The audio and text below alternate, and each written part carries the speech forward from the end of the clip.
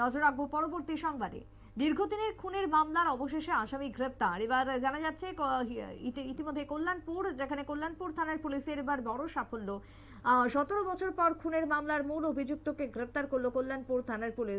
খবর অনুযায়ী আসামি দীর্ঘ বছর ধরেই নাকি আইনের চোখে ফাঁকি দিয়ে পালাচ্ছিল। জানা গেছে হত্যা মামলাটি স্থানীয়ভাবে ব্যাপক আলোড়ন সৃষ্টি করেছিল 2017 সালেই, এবং তারপরে খোঁজাখুঁজি শুরু হয়ে যায় পুলিশের পক্ষ থেকে। দীর্ঘ বছর পর এবার গ্রেপ্তার হলো অভিযুক্ত। কি বক্তব্য পুলিশের, শুনুন।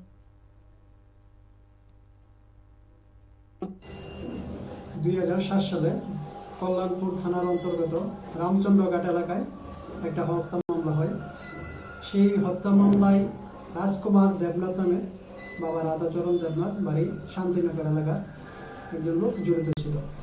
সেই হত্যাকাণ্ড সংঘটিত করার পর থেকেই রাজকুমার দেবনাথ শান্তিনগর এলাকা থেকে পালিয়ে যায় এবং বিভিন্ন জায়গাতে আত্মগোপন করে থাকে। সেই অনুযায়ী আমাদের থানাতে একটা পার্মানেন্ট ওয়ারেন্ট আসে। অনেক খোঁজাখুঁজি করেছিলাম আমরা, কিন্তু রাজকুমার দেবনাথের কোনো হদিশ পাওয়া যাচ্ছিল না।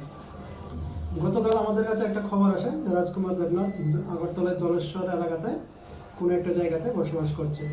সেই অনুযায়ী আমরা গোপন খবরের ভিত্তিতে গতকাল রাত্রে তল্লাশি চালিয়ে ওই রাজকুমার দেবনাথকে আমরা দলেশ্বর এলাকা থেকে আটক করতে সক্ষম হই। আজ সমস্ত আইনি প্রক্রিয়া শেষ করে রাজকুমার দেবনাথকে খোয়াই আদালতে প্রেরণ করা হয়। আপনারা শুনলেন পুলিশের বক্তব্য। দীর্ঘদিন পরে আসামি গ্রেপ্তারকে কেন্দ্র করে সংশ্লিষ্ট এলাকায় নেমে এসেছে স্বস্তি। তবে আইন শৃঙ্খলা রক্ষায় তাদের যে অঙ্গীকার কল্যাণপুর থানার, সেই সাফল্য আজকে তারা দেখালো। তবে অভিযুক্তের যাতে দৃষ্টান্তমূলক শাস্তি হয়, এই দাবি উঠে আসছে ঘটনাকে কেন্দ্র করে। ছোট্ট বিরতির পর ফিরে আসবো, সঙ্গে থাকুন।